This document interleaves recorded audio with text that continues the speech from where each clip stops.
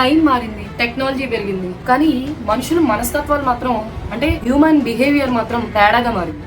Social మీడియాలో చాట్లు, పోస్ట్లు, కమెంట్లు జీవితంలో సరదా తెస్తాయి, కానీ కొంతమంది ఈ ఫ్రీడమ్ ని తప్పుగా ఉపయోగించి ఇతరులకి హామ్ అయ్యేలా టార్గెట్ చేస్తారు. మీరు సరదాగా పెట్టిన పోస్ట్ లో ఉన్న చిన్న ఇన్ఫర్మేషన్, అది మీ పర్సనల్ ఇన్ఫర్మేషన్ అనుకోండి, సైబర్ బుల్లియర్స్ వెటకారంగా ఉపయోగిస్తారనమాట. వెటకారంగా ఉపయోగించి మిమ్మల్ని బాధ పెడతారు. సైబర్ బుల్లియింగ్ వల్ల మనసు బాధగా అయిపోవడం, లేకపోతే కొంతమంది జీవితాలు కూడా నాశనం అయిపోతున్నాయి. సైబర్ బుల్లియింగ్ అంటే థ్రెట్ అండ్ మెసేజెస్ పంపించడం, భయపెట్టడం, లేకపోతే హర్ట్ అయ్యేలా మాట్లాడతారు అనమాట. మనమే దీనికి చెక్ పాయింట్ పెట్టాలి. ఎలా రక్షించుకోవాలి అంటే ఎప్పుడు కూడా మీ ప్రైవసీ సెట్టింగ్స్ సరిగ్గా ఉన్నాయో లేదో చెక్ చేసుకోండి.